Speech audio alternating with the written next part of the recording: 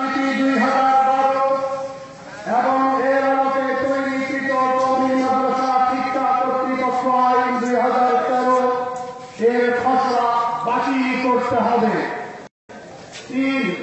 27 September 2016 প্রজ্ঞাপনের মাধ্যমে গঠিত 9 সদস্য বিশিষ্ট কমিটি ও কমিটির সকল কার্যক্রম বাতিল করতে হবে। তার যুগোপযোগী করার লক্ষ্যে প্রয়োজনীয় পদক্ষেপ গ্রহণ করার নামে কওমি মাদ্রাসার স্বকীয়তা ও স্বাতন্ত্র্যতা বিলুপ্ত হয় এমন যে কোনো সিদ্ধান্ত গ্রহণ থেকে সরকারকে বিরত থাকতে হবে। 5 দেশের 93% মুসলমানের সন্তানদেরকে ইসলামের বুনিয়াদী শিক্ষা দেওয়া ফরজ আইন।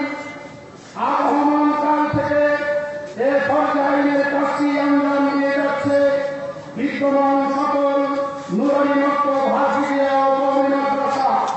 সে কারণেই পুরাতন এবং নতুন মক্তব হাফিজিয়া ও কওমি মাদ্রাসার স্থাপন ও পরিচালনাকে সরকারি নিবন্ধনের বাধ্যবাধকতার আওতামুক্ত রাখতে হবে।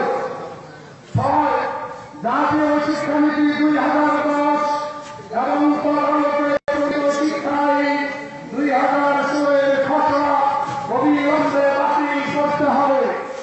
7 প্রাথমিক, মাধ্যমিক ও উচ্চ মাধ্যমিক বিদ্যালয়ে পাঠ্যপুস্তকে চক্রান্তমূলকভাবে বাদ দেওয়া ইসলামী ধারার গল্প রচনা ও কবিতাসমূহ পুনঃ অন্তর্ভুক্ত করতে হবে এবং হিন্দুত্ববাদী ও ইসলাম বিদ্বেষী কবিতা গল্প শিক্ষা সিলেবাস থেকে বাদ দিতে হবে। 8 শিক্ষার সর্বস্তরে ইসলামী শিক্ষাকে প্রাধান্য দিতে হবে এবং ইসলামের বুনিয়াদী শিক্ষাকে যা পর্যায়ে বাধ্যতামূলক করতে হবে। 9 পাঠ্যপুস্তক প্রণয়ন পর্যালোচনা কার্যক্রমে দক্ষ বিজ্ঞ আইনগণের পরামর্শ নিতে হবে। আপনারা এই প্রস্তাবগুলিকে সমর্থন করলে হাত তুলে দেখুন। আমরা মুজাহিদুল্লাহ আল্লামা শামসুদ্দীন কাসেমী রাহমাতুল্লাহ আলাইহি